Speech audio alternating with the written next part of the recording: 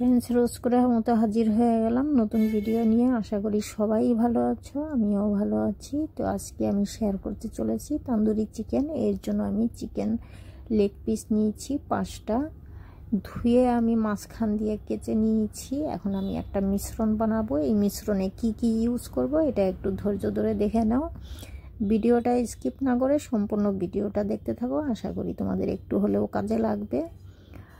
তো চিকেন তন্দুরির জন্য এখানে আমি 1 চামচ ঘি নিয়েছি, 1 চামচ বেসন নিয়েছি। এটা আমি উনুনে গরম করে, যেমন এটা ভুনে নিচ্ছি, আমি ভুনি না আমরা কোনো জিনিস, সেটাই করলাম।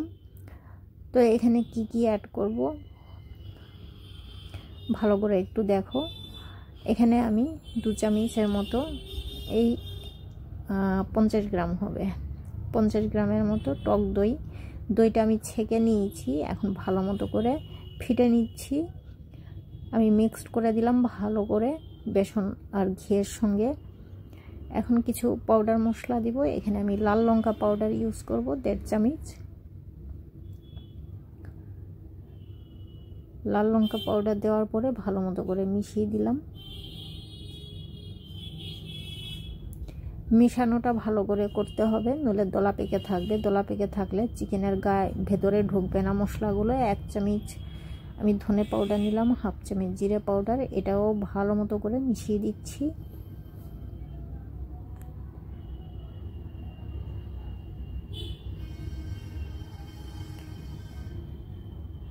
এখানে 1/2 চামচ আদা রসুন বাটা, স্বাদ মতো নুন অ্যাড করে দিলাম, আর 1/2 চামচ বিট নুন। তো এই উপকরণগুলো দেওয়ার পরে এই মিশ্রণটা আরও ভালো মতো করে মিশাতে হবে। আর 1/2 টিস্পুন দিলাম গোলমরিচের পাউডার।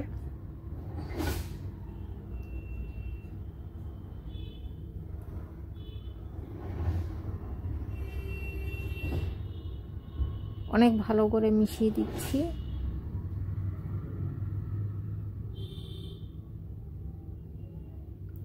মিশ্রণটা আমার পুরোভাবে রেডি হয়ে গেছে। এখন আমি চিকেনের গায়ে লাগিয়ে নিব। আর এখানে কচুরি মেথি পাউডার 1/2 টেবিল স্পুন,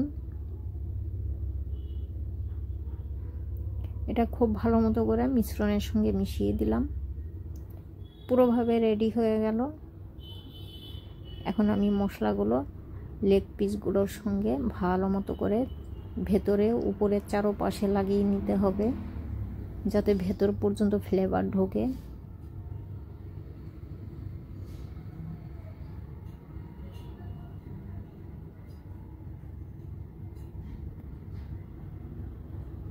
তো এটা হাতেই করতে হবে, হাতে না করলে পুরোভাবে লাগবে না মশলা। তো আমি একটা একটা করে এই তো লাগিয়ে নিচ্ছি।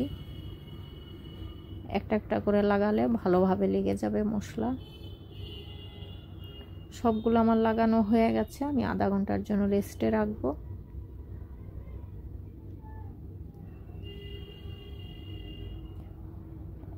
এখন আমি তন্দুরি চিকেনটা বানিয়ে নিব। এর জন্য আমি একটা ফ্রাই প্যান বসিয়ে দিলাম, 2 চামচ সাদা তেল। তেলটা খুব বেশি হিট করব না, তাহলে পুড়ে যাবে মশলাগুলো।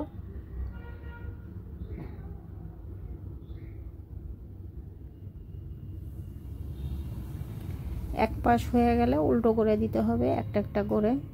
যেটা আগে দিয়েছি সেটা আগে উল্টো করতে হবে।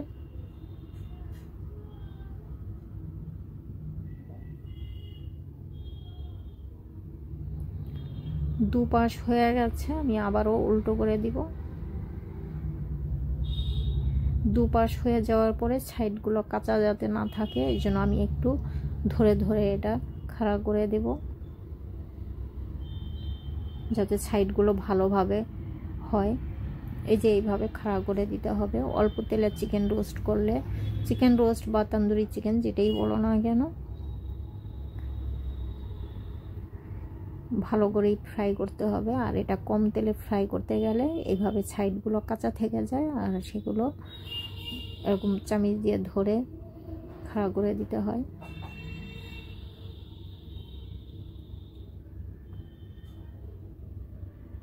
গ্যাসের ফ্লেম লো করে আমি চারোপাশ উল্টাপাল্টা করে ভেজে নিলাম। গ্যাসেই হয়ে যায় তন্দুরি চিকেন, আর এটা খুব তাড়াতাড়ি হয়ে যায়, টাইম লাগে না। হয়ে গেছে, এখন আমি নামিয়ে দিব।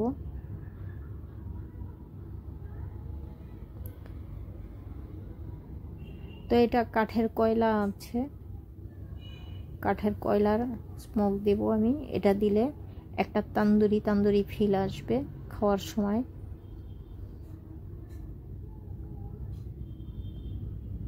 তো এটা কিভাবে দেবে একটু দেখে নাও। আমি এরকম গ্যাসে এটাকে গরম করে নিয়েছি, একটা আগুনের কয়লা বানিয়ে নিয়েছি, যাতে ধোঁয়াটা ভালো মতো করে উঠে, সেরকমভাবেই এটাকে পুড়িয়ে নিতে হবে। এটা থাকলে ভালো, না থাকলে কোনো ব্যাপার না। তন্দুরি চিকেন এমনিতেই অনেক টেস্ট হয়েছে। এটা ছোট একটা বাটিতে নিয়ে আমি হাফ চামচ ঘি দিয়ে দিলাম। ঘি দেওয়ার পরে সঙ্গে সঙ্গে এটা কভার করে দেব। আমি এই ঢাকনা দিয়ে দিলাম। এই ঢাকনার যে ফুটোটা আছে ওটা আমি একটা কাগজ দিয়ে মুখটা বন্ধ করে দিব, যাতে ধোঁয়াটা বেরিয়ে না আসে।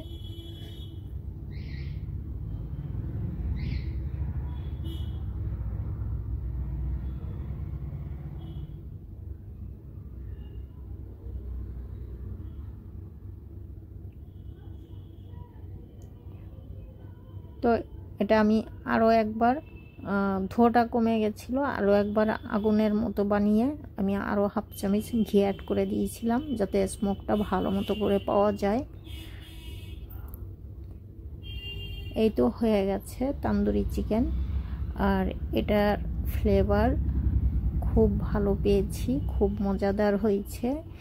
যারা এই প্রসেসটা ফলো করনি একবার করতে পারো আমার এই ভিডিও দেখার পর। আশা করি খারাপ লাগবে না, আমার তো অনেক ভালো লেগেছে, আমি অনেক এনজয় করেছি। আর গার্নিশের জন্য এখানে কিছু ফ্রেশ ধনেপাতা নিলাম গোটা। এটা আমি গোটা পরিষ্কার করে জলে ভিজিয়ে রেখেছিলাম, আর এটা জলে ভিজিয়ে রাখলে অনেক ফ্রেশ থাকে পাতা।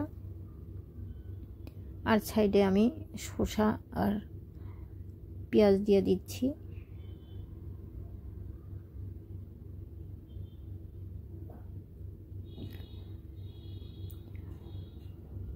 তো গ্যাসে আমি তন্দুরি চিকেন করে ফেললাম।